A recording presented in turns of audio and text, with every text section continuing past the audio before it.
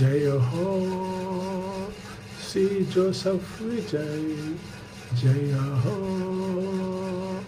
Vijay. Tiffin box CM பாருங்க, இவர் சொல்றார் கேளுங்க.